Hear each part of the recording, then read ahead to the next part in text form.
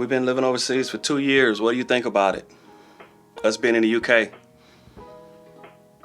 I think it's nice. To me, I think it's wonderful because all of the things that you've been able to do and visit and see. It's a rich history, especially for the kids. I mean, for y'all too, but also more so for the kids if they can remember it. Yeah, well, that's why we had a YouTube to help them remember it as well. Yeah.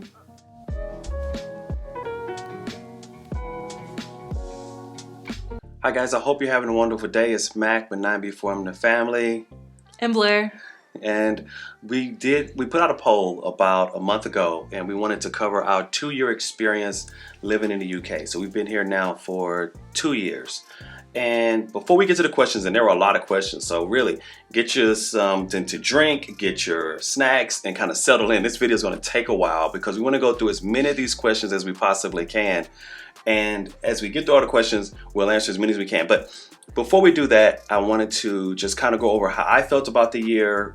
And I wanted to ask Blair how she felt about the year, about our experience up to this point. So I'm going to let Blair go first. What are your thoughts on 2 years in the UK, specifically year 2? What are your thoughts? I think our experiences in the UK have been great. I'm really excited for what we were able to accomplish during year 2. We got to do a little bit more travel, got to do a little bit more exploring just England. And I really like being able to go to different cities and different regions of the country. And yeah. Yeah, I feel somewhat the same. I feel like this year we got to really dig into British culture, primarily by going to the county shows. Yeah, the county shows, and we went to a lot of county shows, guys. So I don't want to try to name all of them, but Derbyshire County, Lancashire County, Kent County, Leicestershire, Royal Welsh, and the Great Yorkshire.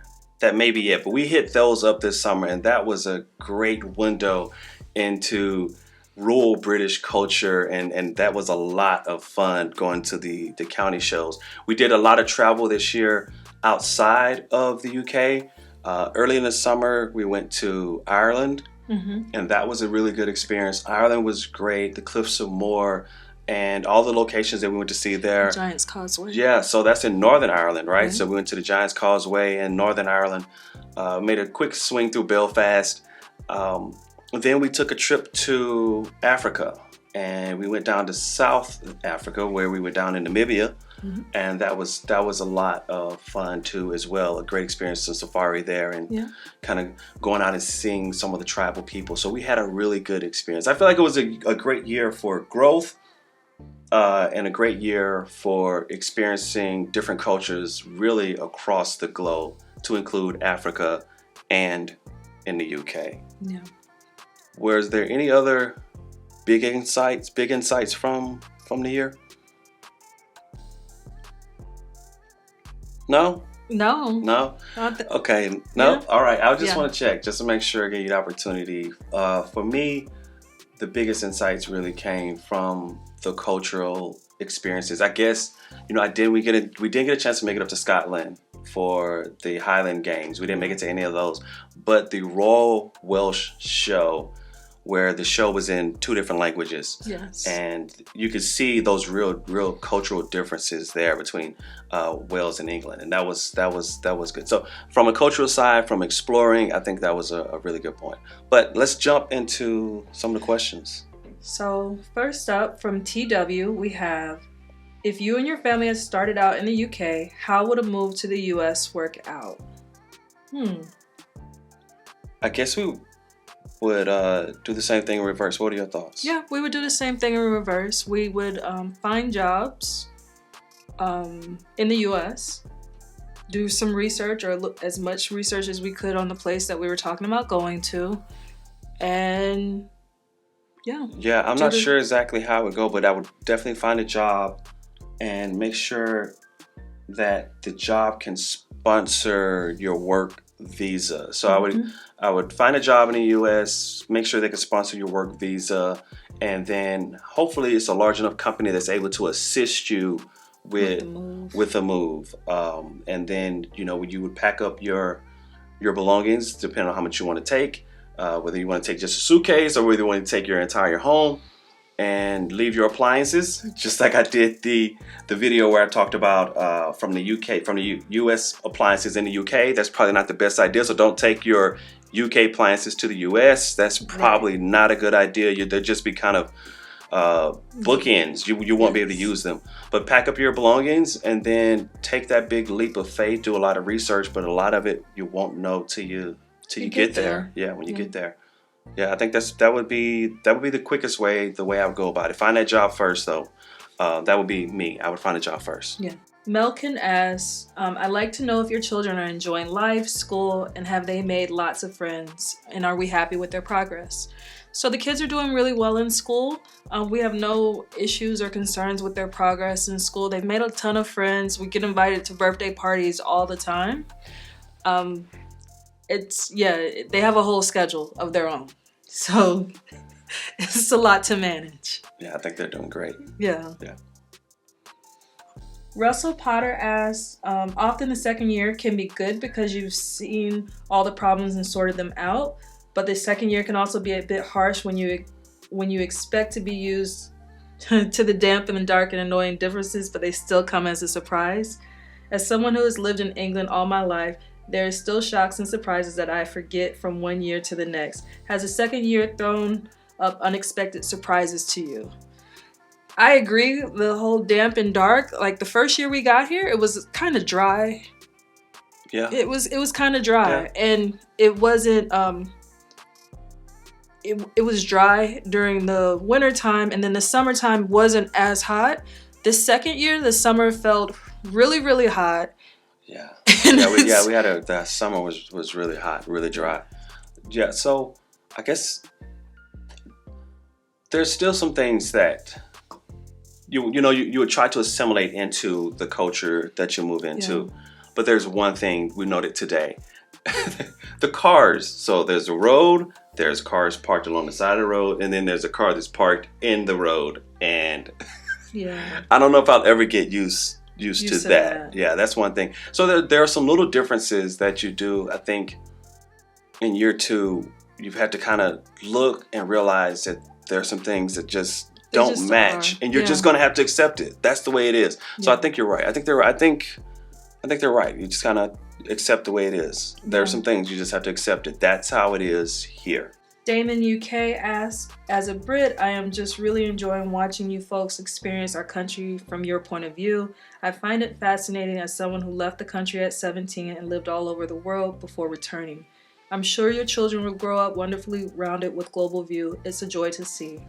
Okay, not a question, but I appreciate that because that is the hope, that our children get a lot of experience just around the globe, see different cultures, be exposed to more of the world than just the United States. The United States is great. Yeah. We love it. We're American. But there are so many other wonderful places, and that's kind of what our hope was and what our hope is for our kids and why we wanted to kind of get them out of the U.S. That's part of the reason. 8Track says, you guys have a lovely family, a real credit to both of you. I would ask, what are the things that have most surprised you about Britain or about yourself since moving to the UK? I think what surprised me the most is probably our willingness to just like roll with the punches. As we find out, we would think something should be one way, and sometimes that doesn't happen that way. And they tell us, oh, actually, you have to do it this other way. And you just say, okay, and you go with the new way and just make it work. Yeah, the websites don't work the same here. And it has to do with, I think, the logic chain or the website developers, where they develop the websites a little differently. So the buttonology, like, no, this should work, and it doesn't work. I think that's yeah. But what has changed about yourself, you think, since making the move? I just try to be more flexible with things and understand that I'm probably going to need more time to do something if it's new or the first time that I've done it. Yeah, I think I've slowed down. And I don't mean that in a bad way. I definitely, we live in rural England, and I think I've slowed down. Came from the Washington, D.C. area. It's fast paced and just kind of moving. And here I think I've slowed down, and I have more time to be more thoughtful and deliberate about my actions, deliberate about my day. and just don't have to be in such a hurry to get places. Even though the speed limit is higher here than when we left, but I just don't have to be in such a hurry to get places. Yeah. Stephen Bill asks, I'd love to know if your perspective on American politics has changed after the last few years of seeing it from afar. I'll let you go first with that one. It's changed a little bit because you see it, and you see it more so from the an outsider perspective, in that when we're in the U.S., we actually have more access to the information, so you can see it, you can hear a fuller story.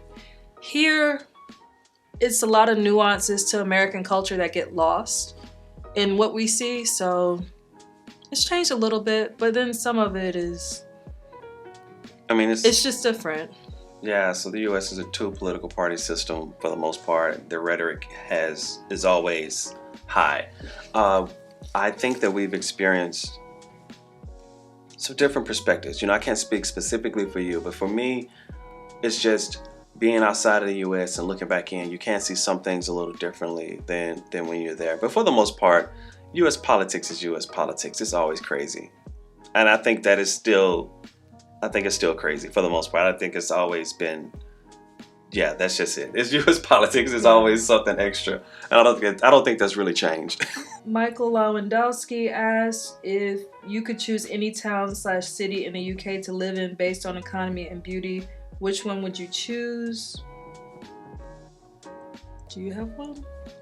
I have two, but they're kind of opposite. If I was going urban, and I had to pick an urban location, then my thought would be Birmingham. That would probably be my favorite location to live in. I like the city a lot. It's large but not overly large. But if I was picking a more rural location, and this is only based on the places we've been. Of course, we haven't been everywhere, but the area around, we talked about it today, the area around Lindisfarne. Oh, yes. You know, right up there by the Scottish border. I think that area is really, nice. That's a nice area up there. Charlene writes, firstly, love your content and your whole family is so cool. Always reminds me what the world is really my oyster. Questions. Would you consider living in another European country? Which one and why? Oh, let's pause right there because I see she has multiple questions. Yeah, let's take them one at a time. Okay. Yeah, so let's go with that one. Will we consider living in another European country? Which one and why? What are your first thoughts? I would love to live in a Mediterranean-based country. That's just me, but I would love to.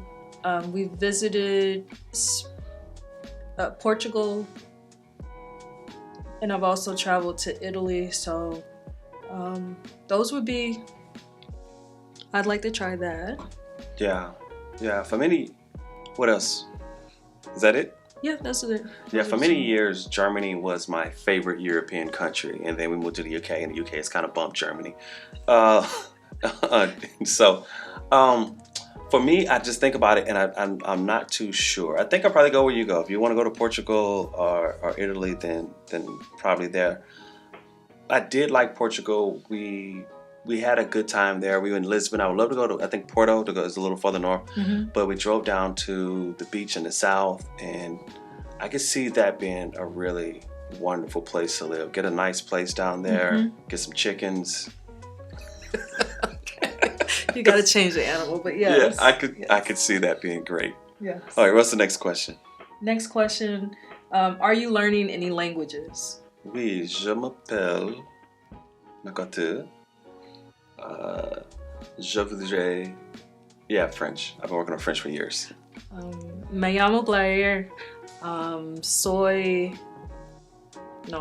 español tampoco. So yeah, we've been learning languages for years. Watashi wa. Oh. No, okay. All right, we'll go.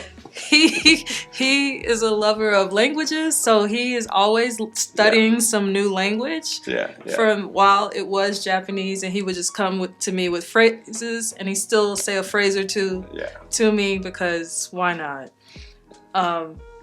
Because I understand just enough Spanish to understand his French, so that's not fun when your wife understands. So yeah, when we were in Lisbon, we had a manual car, but I couldn't figure out how to put it in gear.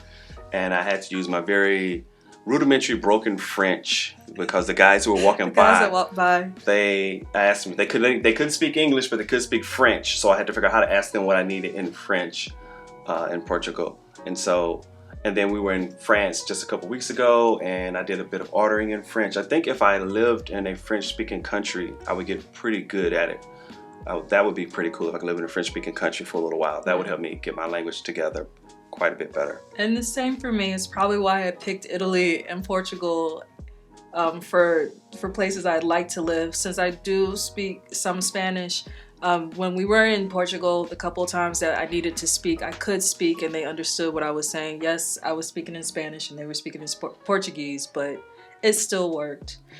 So yeah. Okay. All right. What's the next question? She has several. Has living in the UK changed any of your approaches to parenting? Thank you and to happy and joyful year 3. Parenting. Well, I know I have one example. So I always had, we always talked about we didn't want our kids to play with guns. And so I posted up a YouTube video where I was talking about the kids playing with water guns. And out of the comment section of all the comments that I was kind of asking, hey, is it okay for our kids to play with these water guns? And if you go back and watch that video, it's really short. But the idea for me was that, the U.S. has a deep love of firearms and it is ingrained in the culture, but the U.S. also has an insane amount of deaths by firearms each year and mass shootings and things of that sort. And like, how do you break that cycle? Maybe that's putting too much pressure on kids, right? and I played with water guns and things of that when I was a kid, and I've never shot anyone, right? So those were in the comments, and I took those comments and it really helped me, I feel, as a parent, reshape my perspective to where now I'm like, okay, yeah, the kids can do this in a way if they're trained and understand. They're not playing with live ammo and weapons, of course, but just toy guns. Okay, maybe that's not such a bad thing. So I think that that's definitely a shift that's happened here while living here in the UK for me. For me, it's been more about like the parks and how the parks are set up here. There's always a ton of like green space, and I really like that each town or village has their own green space and parks for the kids to go and play. So letting them just go and be kids, like they're not necessarily the same toys or rides that you would find in an American park, but let them have fun. It's a great experience for them. It helps them to remember that day a little bit more because, remember we got to try this or we got to do that. So that's me. And that's good. Hey guys, if you like this content, please be sure to like and subscribe. Follow along. And subscribe. 2023 is going to be something different. We'll cover it at the end of this video. Also, I hope you can tell we didn't pre-read these questions. No, Maybe we should have, but we're just doing this. This is off the cuff. We're just reading these for the first time. I've never read through all these questions. I only glanced at maybe one or two of them, but we didn't pre-read these. So we're just kind of working our way through it. What's the next one? Asling W asks, and did you feel a little homesick over Thanksgiving, or is the UK feeling like home now? We went Paris on Thanksgiving. So, yeah, it was just another reason for us to go somewhere. No, it was great to be able to talk to our families on Thanksgiving Day though, and they were all in the same room. But other than that, no feelings of angst towards Thanksgiving or Christmas. The kids were there. Yeah, so I think a good point is the last time we were back in the States, someone asked me, when are you going home? And I replied, when I was coming back to the UK. And they're like, no, I mean home, like your mom's house, home. And I was like, no, my home is in the UK. So I guess this is where we live. All of our belongings are here. We sold our home back in the States. We sold our home in the States when we moved over here. All of our belongings are here. Our family is here. Our vehicles are here. Our jobs are here. And when I was a young man coming out of college, I was actually at church and I was talking to some older gentlemen, and I lived in Arkansas, and I got a job in Washington, D.C., and I had felt some trepidation about it. And they told me, your home is where your job is, and if that's where your job is going to be, where you're going to be living, then that's your home. And I kind of was like, okay, that kind of gave me a little inspiration when I was young to travel and go live in a whole new place. So this is where our family is. This is home. So it does feel like home. It does very much feel like home. I think that's probably something that's really settled in over year two. It probably didn't feel that way the first 6 months we were here. No. And also I will say, it's nice, like we do get to travel back and forth to the US. So it's a different feeling now when you go to the US. It's more of the US all as being home, because I tell anybody, when I go to the US, the first thing I want to do is stop by a Target, and if there's a Chipotle available, or Chipotle or Chick-fil-A, I'll stop there too. Those are a couple of fast food brands I really like. So, and a shopping place. Target is awesome. But other than that, yeah. Home is where I'm calling back MacArthur. I'm waiting for that time difference for him to be up and be able to talk to the kids a little bit and see what he's doing. And yeah. I don't know. I had an uncomfortable experience when I went back to the U.S. the last time. I was just in San Antonio, and while I was there, the food at Chick-fil-A and Chipotle didn't taste all that great to me. And I've heard about this from other people who's lived out of the country for a while, that maybe some of your favorite places, it won't taste the same. Yeah. And that was something that I experienced. I feel a little trepidation over that. It's a little upset. I'm a little. I want to love Chick-fil-A and Chipotle. Those are my favorite places, but it didn't taste quite the same to me. Okay. And I will admit, the last time I was back in the U.S., I didn't eat nothing classical American food. Did not eat it. Yeah. So I was eating a lot of Japanese food and it was all Japanese. Yeah, but you were in Hawaii. I was in Hawaii. You were in Hawaii, so yeah. That's different. Yeah. Yeah, but in general, no, I'm not feeling homesick. I was able to just recently, personally, I made it back to the U.S. and I was able to visit family, and I had that experience. So I'm not feeling homesick. But I don't know, are you feeling homesick? No, I just got off the phone with my mom. Like right before we did this video, I was talking to her for a little bit. I have a phone call with them, with a larger grouping of my family tomorrow, so... No, not homesick. No, we're good. We're good. Yeah. What's the next one? Deborah. Ooh, Deborah. Okay. Deborah asks, I love the content you produce, and I'm very interested in family life, particularly your beautiful children's perspective on adjusting to a big shift in their daily lives. I know that adults are better equipped to intellectually prepare for such a big move, but the emotional upheaval must have been a challenge for you and Blair to deal with, particularly with a family. As a family, are you supported by any church groups in the UK, or have you found coping mechanisms to deal with any issues that arise?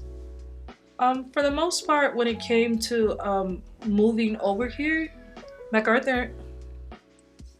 and I have different... He has his things that he's going to look at, and I have what I'm going to look at. Like, is the paperwork, is that all in order? He looked mostly at, is a house in order to be sold? What are we packing? What are we not packing? What's going to be the timeline? Which he asked me, what's the timeline for this to all be ready? And then when we got here, yes, we definitely did want to set up some comforts that we're used to. Like, we have looked into finding a church home. Granted, we moved during the height of COVID, so we've just now started looking for a church home. What else? So I would think that for the kids, because our kids are a pod, and so we had our kids and one after the other, 11, 13, 15, and 17. Mm-hmm. So 2011, 2013, 2015, 2017, their ages are, they're grouped together, and it's 4 of them.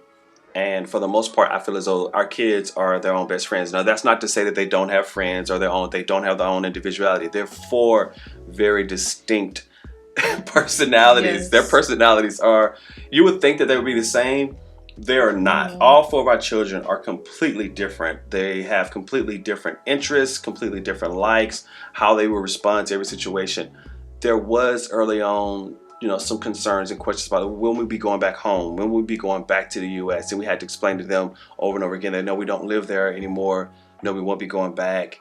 But at the same time, I had a thing when I moved. I said, I want to take my kids out of one type of home and move them into the same type of home. So our home, when we left the U.S., had certain parameters. It was a large home in a rural location. We had a farm, and we left a large home in a rural location, and we moved to the UK, a large home in a rural location. And we tried to keep those things the same. The living arrangements for the kids did shift. Blakely got her own room, so they had some more space because this home actually has more rooms. But they're a pod, and they kind of do everything together. And we were trying to protect their experience. They were in the school there. We picked them all up and we put them in a school here. And they have adjusted, I think, very well. They were accepted coming into the new school system. It was not as hard of an adjustment with that. They've had a really good experience, I believe. They rarely bring up anything back in the States at this point. Typically, they're asking about when are we going on the next vacation or going to the next location or somewhere like that. But also, the home that we lived in Maryland, where we came from, the home that we live in here is also very similar to my mother's home back in Arkansas. And what I did was I have kind of fostered the idea for our children that home in Arkansas is home base. So if they have a place that they feel that they need to belong to in the United States, then it is the family home in Arkansas. Yeah. And that is something that's been consistent because, Blair and I have traveled at different points in life and work, and our children have lived in Arkansas for stints of up to 6 months at a time with my parents there. And then, since my dad has died, they haven't lived there. Yeah, but also understanding for both MacArthur and I coming up, we had either close relationships with our grandparents or had close relationships with our cousins. So now for our kids, they see Arkansas as, yes, I get to go see Mimi, and are my cousins going to be there? And they want to go see all their cousins. So that's what we hear about. They know when certain times of year get close, like Christmas or the summertime. Hey, are we going to Arkansas? And that's what we'll hear for the next. Yeah, actually, starting a few months ago, our kids actually asked us if they could go stay in Arkansas next summer. Yeah. They're trying to abandon us. They're trying to leave us. They're trying to leave. Yes. And so they're like, can we go stay in Arkansas? Because again, they've stayed there for multiple stints over the years at different periods. They've stayed there with my parents. And so they really like living there in Arkansas. And they've connected to that. And then my brother, so I come from a big family. I have 19 nieces and nephews. And my brother, his children are... My sister big family, guys, big family. I'm not going to cover it all, but there's 5 of us. Between me and my brothers and sisters, we all had a host of children. Some of them are now grown and have started their own families, and then some are, one's left in college, and then the other ones are all my brother's kids. My younger brother, his children are all right in age between. So it's like his and mine. They're all right there in age together. They're all very close in age. So they all miss each other when they're not around, and we let them video chat with each other. They talk to each other all the time, and so they really want to get back to Arkansas. They see those cousins. So family is really big. If we kind of gone on a while, it's because family is really big, and that is where we build the majority of our resilience comes from family. When I left home many years ago, my dad told me, he said, son, go out into the world, experience what you want to experience, and if you like it, you can stay. But if you don't like it, you can always come back home, right? And so that was what gave me my confidence to go out into the world, to do what I wanted to do, because I always knew that I could always go home. And I always still feel the same way, that if things happen, I can always just go home. And our kids, we're building that same thing in them, and we're setting home base is Arkansas. Sorry if that was a little long, but I just wanted to kind of explain it. T. Siddle said, absolutely love the videos where you and your family tell us the ups about Britain. I would be interested to know what are the downs are, especially as you're settling here and not just YouTube tourists. I think the downs, like I said, we're still getting used to the weather. We came from the east coast of the US, which has a very long day, especially in the summertime, it's just a long. Not as long as here, but when we get to the wintertime here, we miss that a lot. Downs? I have a couple. What? I don't understand the TV tax. It doesn't make sense That's to why me. it's going away. I've always felt that way. I don't understand why you have a tax. I've even read up on it, and I don't understand the TV tax. And interested to know what your downs are. That would be the biggest thing. I think the TV tax. There are a few things I just don't understand. That's one of them.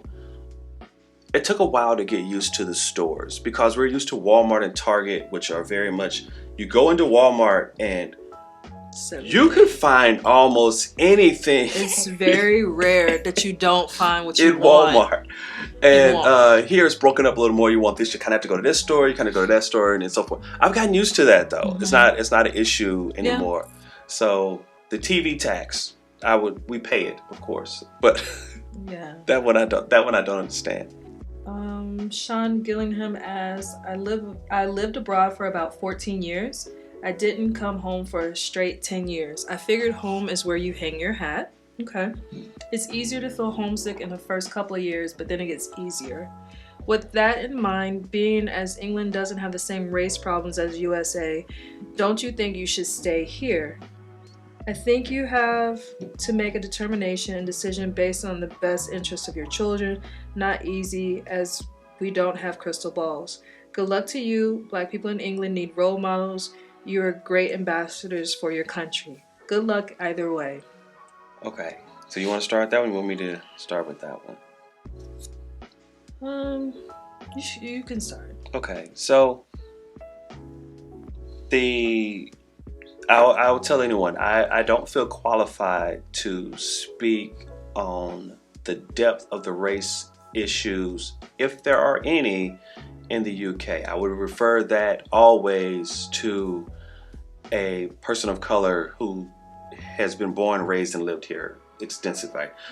I know for a fact that the race issues here are not the same as in the US, and I have not, and I can still say this 2 years in, I can tell some stories about some things that's happened in the US. Nothing like that has ever happened here in the UK.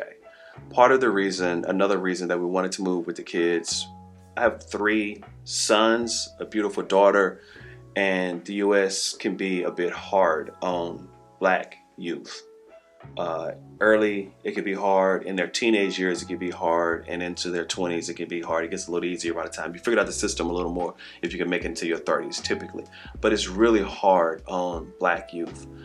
So that is a consideration in the United States. And we have not faced the depths of some of those issues here in the UK. But I don't feel qualified to speak fully on that. I can only speak of my experience as a Black American living here. And my only comparative point is back to the US. It would take a person of color, a Black person, kind of born and raised here, to speak on the issues here, if there are any, because we still are adjusting to this culture. We don't see the full depths of everything that's a part of this culture. That would be my response. And as for staying, well, right now we're still on a work visa, and so we'll have to see how that plays out and how that goes. Hadassah Ingrid asks, absolutely love your channel and family. Do you plan to do some meetups in the coming year? Never really considered meetups. I always figured that that's something that like big YouTubers do. Yeah. You know, people I see with like 300,000 and 500,000 and like 1 million subscribers and 2 million subscribers, they have like these cool meetups and things. I've never really considered it for us, as we're just as far as YouTubers are concerned, like we're really tiny. Like we have a small channel, And we have a great group of people who I see in comments repeatedly watching all of our videos, and I really appreciate you guys. And if you want to become one of those people, like and subscribe. But I really appreciate it, but I feel like our community is really small. It's not anything that we've considered, mainly because it hasn't been a request. Maybe if more people mention it or they're interested in it, we could possibly figure something out. I think that would be pretty cool. Yeah. Mackerel Cat asks, my question is, have you mastered a roast dinner, and what's your family's favorite meat? So, we have had a British roast. We typically back home, I did not cook roast, so I still don't cook roast here. If you want to know our favorite food to eat, we tend to eat steak a lot, or not a lot, but when it's a special occasion or something, that's what we have is steak. My husband is great at grilling, and so he gets to do that. I can cook steak as well, but you know, a grill option is always preferred. The roast dinner, no, we have not perfected that at all. Oh. We go to, where's the place? Is it Toby, I always say Toby Carvery. When we want that. That's where we go if we want that. As far as our favorite meat, I would say it's actually shifted. Before coming here, I would say beef. But 80 to 90% of the time now, if we're going to do a steak, it's lamb. That's true. Yeah. That is true. It's lamb. Lamb is cheaper. Yeah. It tastes better. It does taste different here than it tastes in the U.S. I guess in the U.S. I feel like it has a gamier taste. I don't know. Maybe we've just gotten better at cooking it. But lamb is what we have here. Okay. Yeah. Making memories, collecting moments said the best education you can give your kids are amazing parents you are. Thank you very much. Thank you. Ben George said, what's your favorite British slang or saying that you love using? British slang? I don't think I use any. I don't think I use any. Yeah. Whilst comes Whilst out. But you know, I say whilst, and people in the comments always say that I'm saying a different word. And I think just an accent thing. But I'm saying whilst. WHILST. That comes up out of me at times. Q comes out. Like I'm using more British words. And we acknowledge that none of these words he's naming are slang words, by the way. They're just different conjugations. Take away. It's not slang words, right? So I don't use any British slang that I'm aware of, but I'm using British phrases and statements because it lines up with talking with people. But I don't think we use any British slang. I don't think so. I don't want to seem like a poser. I think it's a term. I don't want to seem like a poser, right? To be out there trying to use British slang, and I'm not a poser, right? It isn't. No. That's not him. Okay. No. Roller Bass and Coaster Dad asked, well, question one was, are you going to any British theme parks next year? Yes. Lego. Is Lego really a British theme park, though? I don't know, but what do you mean by British theme park? Yes, please let us know what some British theme parks are, because... So do you mean like the things that they have at the castles where they're doing like British stuff, or do you just mean a theme park in Britain? Right. Like I've seen some zipline places and things like activities type centers. They said theme parks. I don't know. I'm not sure how to answer the question. I'm not sure what that is. We do plan to go to Legoland in Windsor next year, but beyond that, I'm not. If you have any ideas, great ideas of like British theme parks, let us know because we have kids and we'll go. Yeah. So let us know. Yeah. Roller Baz also asked, what British music have you discovered since being here?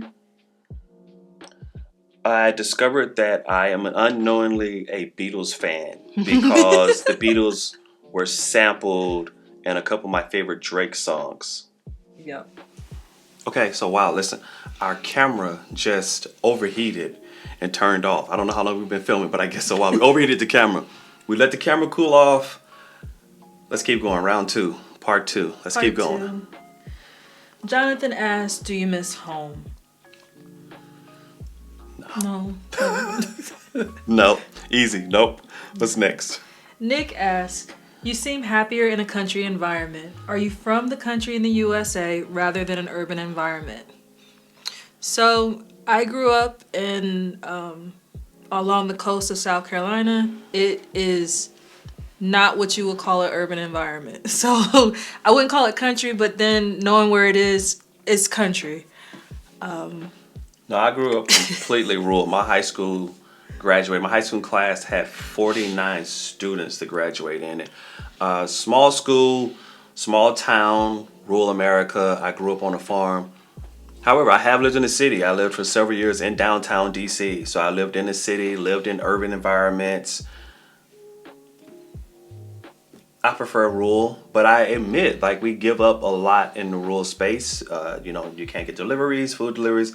But I think I'm most comfortable in a rural environment. Being in the woods doesn't bother me, if that makes any sense. Like, we don't mind at all being rural. We don't feel isolated the way a lot of people feel isolated. For us, it's like completely normal. Yeah, it's very normal for us at this point. Like I said, I grew up more. I won't even call it suburban because it was not suburban, and I would call it small town. Yeah, it was just small town. It was on the coast, but it was small town on the coast. Small town on the coast, so it had some things, but still not a lot. You still had to go to the next city over to do stuff, and so that's me now. Like, as long as we're close to a grocery store or something like that, I can get shopping done quickly. I don't really care where I live, and I've learned to like the openness, to like the space. Our kids have always lived in a very spacious environment, so when we moved here, they were like, "Oh, look, it looks like home," and that was it. And they just kept going. From one farm to another. So for us, it's very common. Yeah. What's the next one we got? What do we have? Tina asks. She has 2 questions. What's the best part of last year and the lowest? Also, how much longer will you be living in the UK? Oh, she has a couple of questions. That's 3. So it's okay. So the best part of the last year, we're going to take that to mean 2022. What's your best part of 2022? Travel. Travel is always good. Travel is always fun. Getting to try and experience new foods. Still, I got to do a little bit of travel by myself, which it just always reminds me of why I like traveling with MacArthur. So that was probably the highest. Lowest, I don't really, I can't really concentrate too much on low stuff. So my highs would be, I guess, wrapped up in the 2 biggest things that I think we did, which would be the UK high would be the county shows. Those were great. If I had to pick the highest high point, it would actually be traveling to Africa, to South Africa, to Namibia. That would be my highest high point for the whole year. It's my first time on the African continent, and I think we picked a great location. Blair and I, especially for the Namibia part of the trip, the whole trip, it was just us. My mom was watching the kids, and we drove around that country, just us, independent, alone, without guides for the most part, and just had a great experience. And so it was just us for a week alone without the kids. I think maybe it was just the fact that we didn't have the kids. It was just us. I love our kids, but hey, adults should still have adult time where you're just away and not surrounded by them at all times. And so those and I agree. Both South Africa and Namibia were great trips. That was also, we hadn't been apart from the kids since 2019, because we got here early 2020. Right, because we got here in mid to late 2020. So early in that year was the last time we were really away from the kids. So that would probably be it. They had a lot of questions. What was the next one? How much longer will we be in the UK? And then where will we live next? I wish I could tell you. I don't have an answer for either one of those questions. Right now, we're still working. Our work visas are still active. They're still good. So we're going to be here, we anticipate, at least for a while longer. And where will we go next? I could not tell you at all where we may go next. We talk about it sometimes, but we think about it, but we're not at a phase to where we have to make any hard decisions, and we're trying to stay focused in the moment. Mm-hmm. Yeah. Cheryl asks, are there any opinions about the UK that have changed in the 2 years that you've been here? Yeah, I have one. Do you want to go first though? Um, I, I don't have. I guess I really didn't have strong opinions about the UK before I came here. Maybe the accent. Yeah, that's what I was gonna Because, say. yeah, Yeah, everyone isn't talking about isn't it, right? And everyone isn't using like the Cockney London accent because that's what I think that you think that all of England sounds like. Everyone in the UK Really sounds like thinks. they're from Cockney, like that Cockney London accent. Just Or the RP yeah, accent. So it's two extremes, yeah. and we thought we were going to hear one or the other. We don't hear either, Either very much. yeah, where we live, we don't hear either, and so I think that would be it. That we don't hear a lot of the languages. It relates back to accents. I think it's most surprising. Yeah. CBJ asks, does your little one sound English yet? The youngest He does. does. Yeah, he does. He has moments. He has moments, the whole sentence. I'm like, are you feeling poorly? I'm like, what? Yeah. Oh, Yeah, okay. he has moments. Yeah. Insert username asks, did you have a job in England before you moved? Yes. That is always my recommendation is to, before you move to a foreign country, have a job lined up. At the very least, have some very good prospects lined up. But I think it's best to, I am there are free spirited people who just go and they can make it happen. And I'm more of a planned, deliberate person. And so we definitely had jobs lined up before we got here. Anything that surprised you in good ways, bad ways, or just surprised you? Elliot H asks. Probably at this point, it's a lot of things that have surprised me. But at this point, 2 years in, I've gotten used to them. Kind of Yeah. it's hard. I guess I could have answered that question 6 months in. Yeah. The birds are big here. The birds are big and they're really pretty. That surprised me. I was not Yes. expecting the amount of foxes that I've seen. Is it foxes plural? Fox. Or Yeah, fox? foxes. Okay, foxes that I've seen. Rabbits are Huge. everywhere, especially at night. And then we have the pheasants. I didn't even know pheasants were a thing here. They're all beautiful and colorful, the Yeah, males. Yeah. So the wildlife. Yeah. Because no one ever told me, oh, Britain has wildlife, right? It never comes up. So the wildlife and the birds, the magpies and a few of the others, the hawks, and then the fact that basically anywhere on the island you can see a seagull, right? Because you're never that far from the coast. So just the wildlife has surprised me, I think, quite a bit. Rob asks, we know you are a farmer. What has surprised you the most? If there is anything that the U.S. could learn from the UK farmers and vice versa?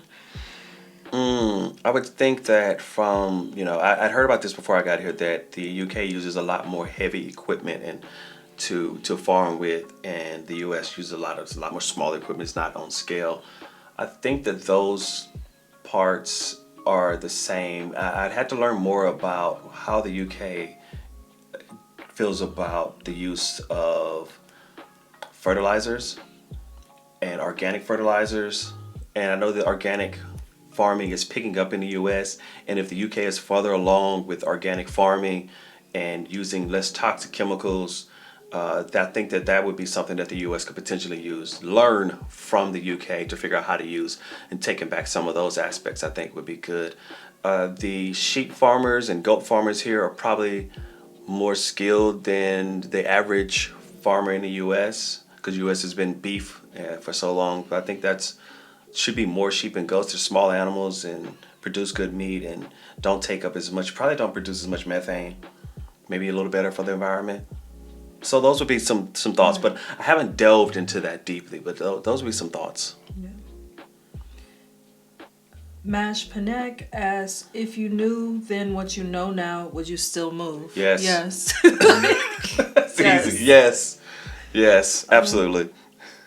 Simon Hunter asks, do you drink tea like the British now, i.e. strong with milk? No. No milk. No. I cannot. I'm sorry, go ahead. I'll try a masala chai, but not British tea, not with milk. We are quite Southern, and our mothers would be upset with us if we drank milk with tea in it. So Yeah, that's no milk. Yeah. So tea, I love tea. Earl Grey. I'm a huge fan of black tea. 2 sugars, no milk. Yeah. When are you coming to Nottingham? Oh, we'll put that on the list for next summer. We have not been there. Yeah. I would love to meet the sheriff of Nottingham. That would be cool.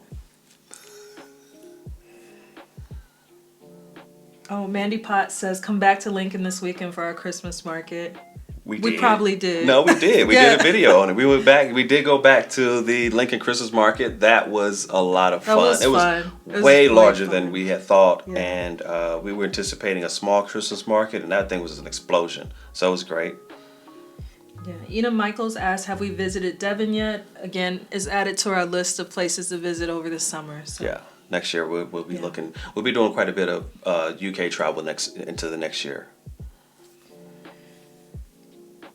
T. Seidel asked as well, we love the videos where you tell us where you think Britain excels. However, can you guys tell us where you think the U.S. is better? I have a couple to come to mind. What are your thoughts? I want to hear. Well, and it's kind of a couple, and it's a blended thing here. I think that the UK does fast food better, but then no, inverse. I think the US does fast food better, but is that really a good thing, right? So the US, like, there's more fast food restaurants, there's more variety of fast food, and you can get the food quicker. But is that a good thing? I think the US excels there. I think the US excels in convenience and choice. Yes. I think I did a TikTok once where I walked down a chip aisle, a crisp aisle, right, in the U.S. and it just kept going, and it was on both sides, and another aisle as well. And if you were to go into a Walmart or a Target and just go down the aisle that has detergents, I think Tide probably has 15 to 20 different types of Tide. Yeah. The lemon fresh, the honey fresh, the summer fresh, the lemon lime fresh. I mean, Extra it's just scent booster. the no scent, the sensitive Sports. sport, hyper sport, Yeah. and it just keeps going and going and going. And so, in some ways, the U.S. is just overwhelmed with choice. And as an American, we get used to having that extreme amount of choice at our fingertips all the time. Mm-hmm. It excels in that, but is that better? I don't know if it's better, but I do think that the U.S. does excel in that area. You judge whether or not that's better, and I guess it depends on your personal likes. But I think that the U.S. does excel there. Yeah, I agree. That is, to me, the main difference between the U.S. and U.K. is that in the U.S. you just have choices, and also understanding what we call fast food isn't always a place that has a drive-through. But I can go to a Chinese takeaway and have my food in 10 minutes, so I'll still do it. But Here, go ahead. yeah. Meanwhile, here, we fully acknowledge if we go into some restaurants and say we want it as takeaway, it's going to be a 30 to 45-minute process to get that food. So, yeah, fast food convenience. But I think also, like, there are way more places with drive-throughs, fast food with drive-throughs. I mean, we could go to any town and you can find 10 to 15. At least 10. Yeah. And not all the options are bad. Like, their Chick-fil-A has salads. Yes. Wendy's has salads. I mean, like, a lot of these places have healthier food options now. Mm-hmm. But I think that is just something that is just more in the U.S. But again, I don't know. I can't say it's necessarily better. But I think that's the area where the U.S. kind of excels. I don't think anywhere else has that much crazy choice of foods and things of that sort. But fast food is not the best food. I know that. But it's an area where the U.S. has poured energy, so they're good at it. Yeah. Yep. Dominique Rivers asks, what do you think of the most important part of the UK? The people? Do you get the humor? Several questions. Let's take it. What do you think of the most important part of the UK? The people. I think the people are okay. I've traveled many places around the world. At this point, we have a map up in the foyer where it has all the countries we've been to, and it's a lot at this point. Some of them Blair and I have gone to together. Some of them we've gone to separately, but we've traveled a lot of places, and you know, Frank Sinatra said the people are the same everywhere, right, the world over. But I think the people here are pretty good. I like if I didn't like the British people, I wouldn't be starting year 3 like, oh, we're good, we're happy here. We've had good experiences with people. We've gone around really, and we've never felt uncomfortable to the degree of we shouldn't be here. I've never been anywhere where I felt that I wasn't welcome. And I think that's a really important thing to think about. Like, really think about that. Like, I can honestly say I've been from Scotland to Wales and all over England, and I can't name, even into Northern Ireland, and I had some really nice people that I met there. I can't name a place in England, in the United Kingdom, that I have gone that as a black man or as an individual, as an American, your flavor, pick which one, I'm all 3, that I have felt, oh, I really shouldn't be here. I'm not welcome. I don't feel welcome here. So I haven't had that experience. I think that's a good thing. What are your thoughts? Well, I agree. Dominique also asked, what about racial divisions? Do they fall along the same lines as the U.S. or indeed noticeably exist at all?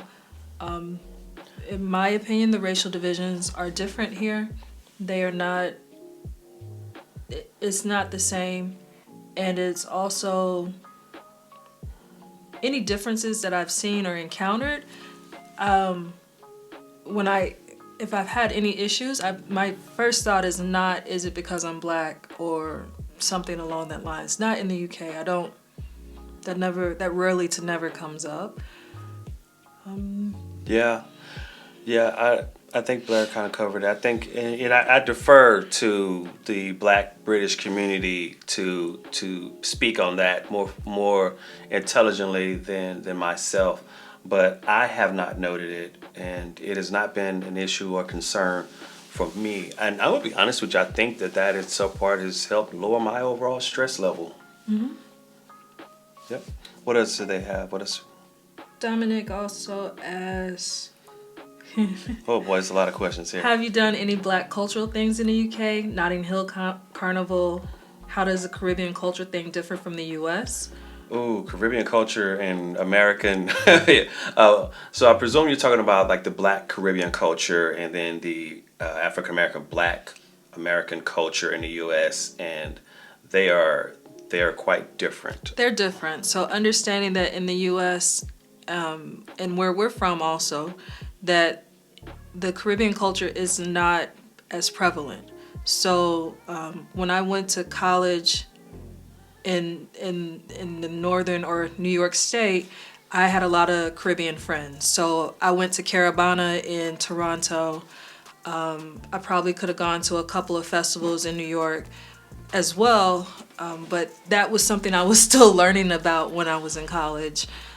I have friends now that they still go back home to go to their various carnivals and stuff, and those look great. They look like a lot of fun. We don't... Have you done any? No, actually I haven't. So I looked at the Notting Hill this year and I thought about this would be great, but then it would be something that only Blair and I could go to. We wouldn't take the kids to that. From the photos and pictures that I've seen, it's more of an adult type thing. So, but maybe next year if we get the opportunity to go, then we would get a chance to go. I don't have, I think Blair hit it down on the head. So I'm from Arkansas, which is kind of interior to the U.S. And so when I was in college, I went to HBCU. I went to a historically black college. I went to Grambling State University as my undergrad. So I went to a historically black college university, and most of my friends were either from Chicago, New York, and we didn't have a large Caribbean contingent there when I was there. So I don't have a lot of experience personally with the Caribbean diaspora. But I do know, and I do feel that there are some differences, but I can't speak to it from an intelligence standpoint because it's not something that I have personal experience with. Yeah. But if you know of some great activities that we should go to in 23, please send an invite. Yes. Let us go. How is the farming going? How does it differ from the States? The farming is going well. The biggest difference for us is we were cattle farmers in the U.S. So we had cattle, chickens, pigs. Here we just kind of worked with sheep predominantly. and we had some experiences with horses, although they're not our horses, but we have a lot of experiences now with horses. So it's just different animals. I mean, the farm aspects of caring for animals doesn't change, right? Those things they need shelter, they need food, they need water. The fundamentals are the same, but there are some nuances that you get into as you change animals. We had a beef cattle farm that we ran. I grew up on a cattle farm. My family still has a cattle farm. So I come from a cattle family, but we're looking at sheep. And because we're looking at sheep, we have family members looking at us askew, saying, what are you going to do with those sheep? We're cattle people. But those would be some of the biggest differences, just switching animals. But the rest of it's pretty much the same. JC asks, what I like about your videos is that you seem to always look for the positives in your life in the UK, whereas I think British people can be a bit pessimistic. My question is, what do you think British people should appreciate more about their own country? About our own country. So I think, do you want to go first or go ahead? Sure. I think my outlook on living in the UK was, it was shaped a lot by how we lived in the US. So a lot of things that you see us doing, taking day trips, not very far away from home, going to different sites near us. That was something that we did before when we lived in DC, when we lived in Maryland. We had really explored the area. So before, I think it would be good. I think it was definitely beneficial to people that you look at everything that's available to you to explore and have appreciation for that. Yeah, I think I agree with you. You know, just to go back, quick examples on my mind, the county shows. I had so many people in the comments say, oh, I've never been to a county show before. And it's like, it's in your county. Like every county basically has one. And that's an opportunity for you to go out and do something in your own community that may be new and exciting. I think you should try to find more of those things that are around you that could enhance your life instead of just sticking to that same routine. I think that is an area that a lot of Brits could possibly benefit from, just exploring more of their own space and kind of what's going on around them. You don't always have to go really, really far. Some of the best county shows we went to were within 30 minutes of where we live right now. So I think that you could go out and explore, not just county shows, but whatever your interests are. Find new interests. What else could you go and do? What's available? I think that would be a good way for Brits to go forward if they want to kind of explore and expand themselves. Agreed. Viper asks, states, I have lived abroad twice, 4 years in Germany and 3 years in Abu Dhabi, and absolutely loved it, but always happy to get back to England. I now really love the seasons, and constant sunshine and heat isn't the best. You crave for a nice misty morning sometimes. Yeah, we had a nice foggy morning about a month ago, right. And it was really nice. It was quiet, it was foggy. And I do agree that seasons are nice, and the changing of the seasons gives you that passage of time, a kind of fulfillment of time and space. So I can understand it. I've never lived any place that doesn't have a season. So that would be interesting, to say the least. But I can understand that. Love of the seasons. Yeah. Right. 390 asks, how much do you think you've spent buying Lego sets and going to shows? Okay, so that question may not make a lot of sense to everyone, but we do have a separate Lego channel. We have a separate YouTube channel, which is the Lego Focus, which is 9B4 and Bricks. And the only thing we do on that channel is talk about Lego. We go to Lego shows with the kids. We went to the Lego Discovery Center, although I haven't put that video up yet.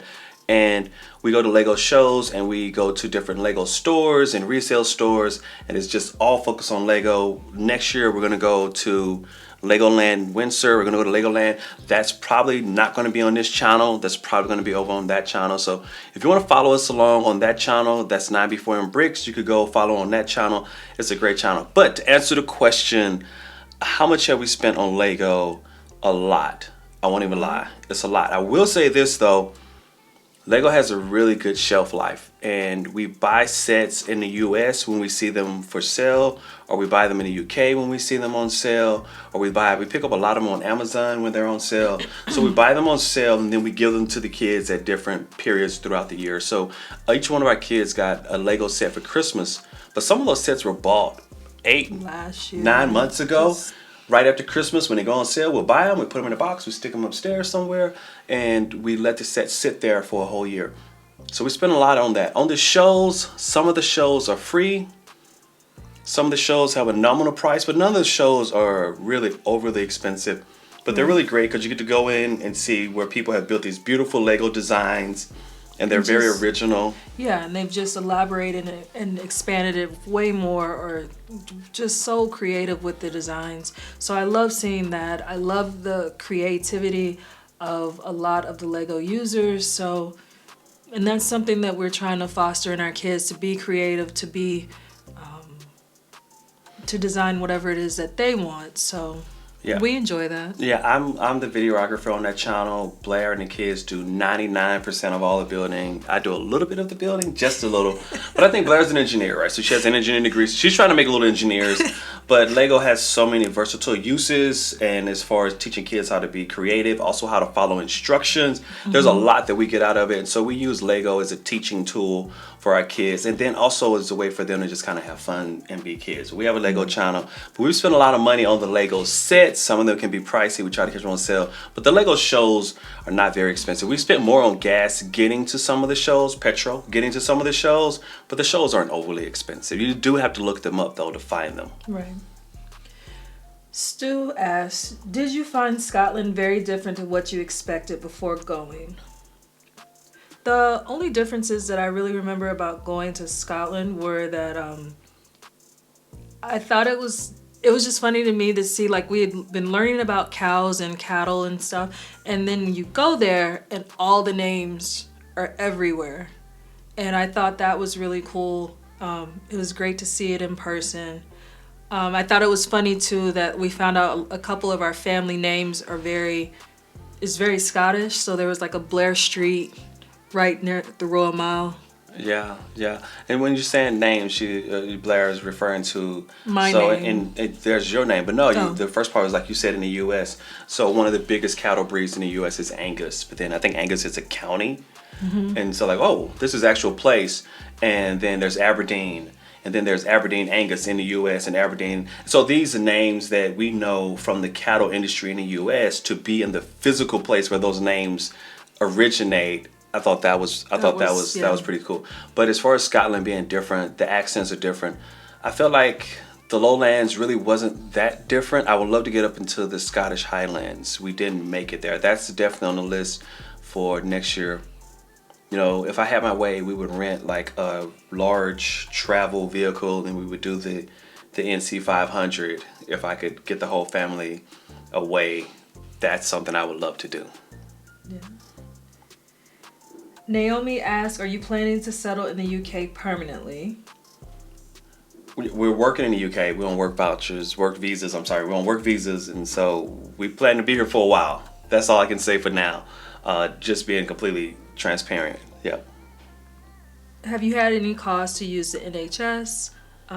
Didn't you do a video on the NHS? Yeah, I had a pretty bad medical situation a couple years ago, and then ended up in a hospital at NHS, and it just saved my life. That's how I feel about it. I have nothing but the highest respect for the NHS, the medical staff on hand that day. I feel as though if it had been a different medical staff, or if I had to go through the, get to the hospital and then I have to go sit down with the individual to talk about my insurance and then how you're going to pay for this, and all of those steps that you have to go through before you get to see any medical professional in the U.S. You're going to talk to all of the money people first, just so you know that. You go to the hospital, unless it's a gunshot wound or something really, really bad, you're going to have to go first and talk to the insurance people and the people, the billing, pay people. How are you going to pay for this?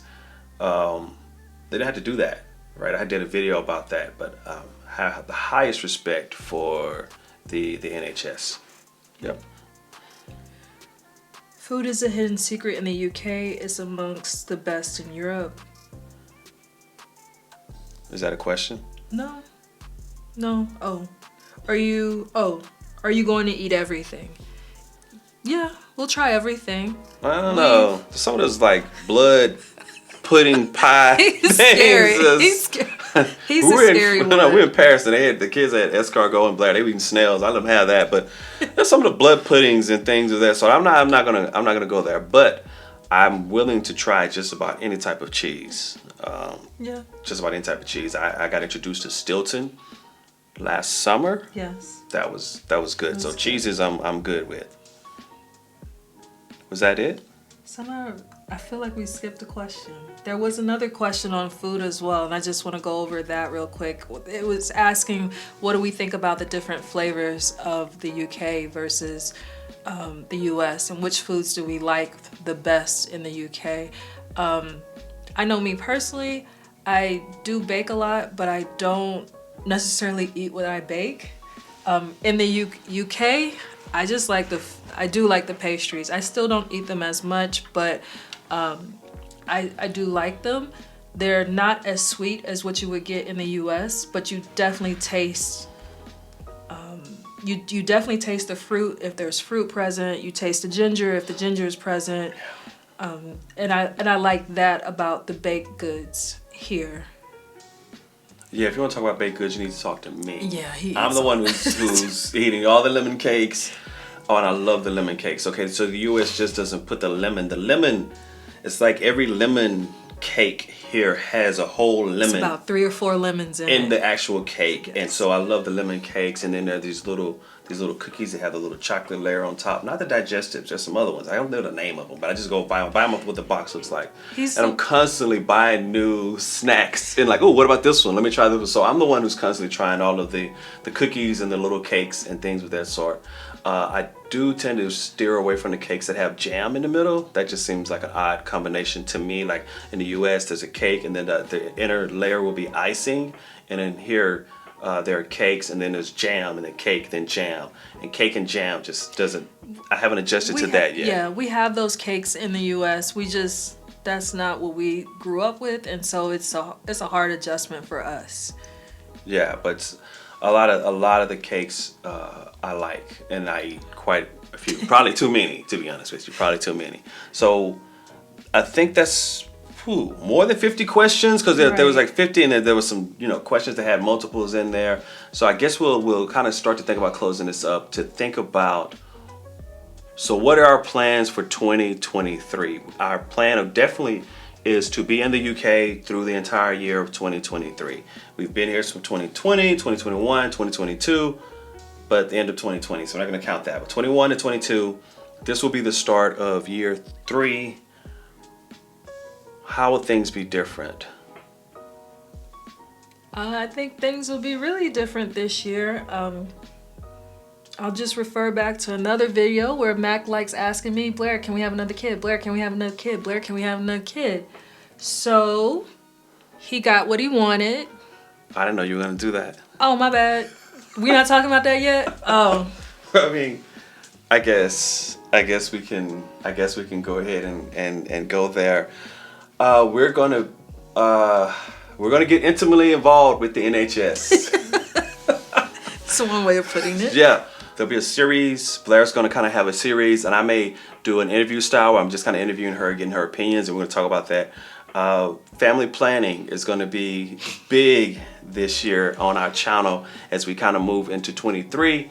So you may see a few less travel videos and a few more family focused videos, a few more medical focused videos as we kind of go through the ins and outs. One big thing that we're going to be looking at is and I'm going to just tell you the truth, the comparative difference between the medical system in the US and in the UK as related to maternity.